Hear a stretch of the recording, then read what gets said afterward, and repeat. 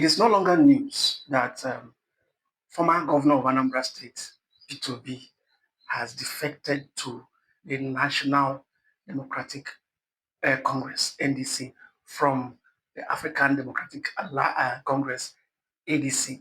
Now, we know the reasons that P2B gave for leaving ADC. He said it's a toxic place, it has become a toxic place and an environment where it cannot thrive. But before you call him all sorts of names, before you say he's a political nomad, he jumps from one party to another, because this is about his fourth party since he joined mainstream politics, having become governor of Anambra State under the All Progressive Grand Alliance, APC, ABGA, and later joined the People's Democratic Party, PDP, and left PDP to join the Labour Party. And from there, a few months ago, P2B announced his membership of the African Democratic Congress, the ADC, and now he is in NDC. Now, let's take that aside. P2B is one person that I know, one political person that I know that knows how to read the room, that knows how to read the room and knows when things aren't going his way, So if you're a politician, you will not stay in a place and soak up a lot of things, because as it is now, the likes of Atiku, who is a serial contender and senior presidential contender, is not ready to yield grants for anybody. He's not ready to yield grants for anybody. If you know Atiku very well, Atiku is one person that has persistently continued to contest for presidential presidency of this country since 1992. In fact, in 1992, Atiku had to step down for the Babagana Kingibe and Abiola presidential tickets, 1992, and ever since Atiku has remained a figure in Nigeria's political scene, and he is not ready to yield ground to anybody. Now, Atiku is aware; he knows that it is the turn of the South. It is the last lap for the South, because Tinubu will be serving the first term for the South in by 2027. So Atiku is aware, but he still want to enter into the fray. He still want to contest the election, because we know that the rotational presidency, or the rotational presidency between the North and the South, is actually not constitutional. Anybody can go in and whatever you want to do, and do from the South, from the North. But Atiku has continued to hold ground, continue to frustrate those, because even though he knows that his chances are slim, he knows that he will not win, because the closest he got to the presidency was in 2023. Was in 2023. Everybody know what happened in 2023. Atiku came second to President Bola Tinubu, and Opitobi was given the third. I said given. It's a deliberate term. Opitobi was given the third place in that.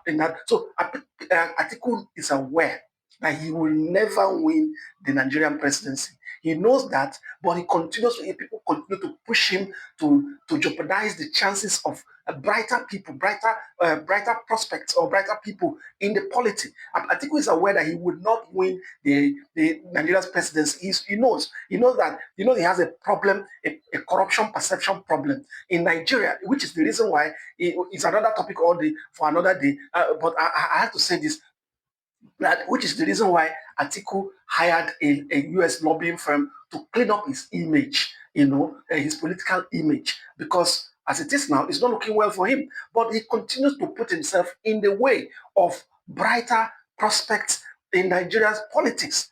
So P2B has left to the NDC. Now, what are the chances, or his chances in NDC? Now, we're looking at what happened in 2022-23, where P2B left PDP because of this same article and joined the Labour Party, and then he pulled his crowd.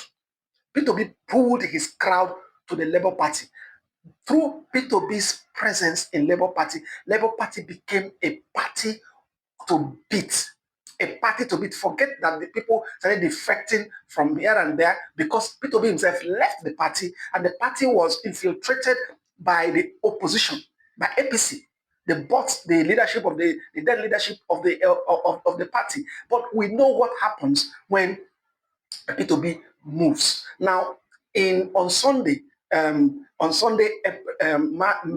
the 3rd, NDC reported 6 million membership, registered membership. 6 million. These are the 6 million people that P2B had, or the 6 million voters he had in 2020 that INEC gave him in 2023. So P2B's obedient movement is still very much strong, still very much on ground, still very much interested in following him to wherever he is going. Now, he is not, this time around, P2B is not moving alone. He has moved with Rabiu Kwankwanso, former Kano State governor, whose Kwanzaa movement is giving the opposition party, that's the ruling party, APC, a nightmare in Kano.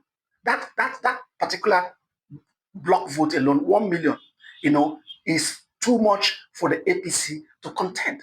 Now, P2B's movement, I've had people say it was a strategic move because the P2B's membership of ADC was strategic. He actually did not want to, according to what I heard, according to some analysts, P2B didn't actually want to remain in ADC, but he threw a dummy to APC, which is ravaging it threw a dummy to the APC, sorry, which is ravaging ADC right now. A dummy that APC has infiltrated ADC, and let's go there and make things up for P2B's chances, because P2B remains the number one candidate that could give President Bola Ahmed Tinubu a nightmare. He remains the candidate that President Bola Tinubu and his camp are fearful of. Now, they add it to the mix of the Kwankwanzaa movement. You know what President Bola Tinubu is up against in 2027. So they said the move was strategic because P2B and his allies actually sent Siriake Dixon, former Bayelsa State governor, to NDC to prepare the ground for them. But in less than 48 hours, or about 48 hours after P2B announced his resignation from NDC, without even saying he was moving to his resignation, sorry, from NDC, without saying he was moving to NDC, P2B, NDC recorded a membership monumental membership. Now, if you think that P2B is one person that could be brushed aside in Nigerian politics, I want you to think twice, because this game is getting more interesting. And it's getting more interesting. Nigerians are finding out where their loyalty lies. But for the likes of Atiku, the chances are can't get slimmer than they are. Atiku himself is aware that he's becoming a China in a bull shop. So I want you to follow for more on Facebook, TikTok, and on YouTube. This is Money, Power, and People. My name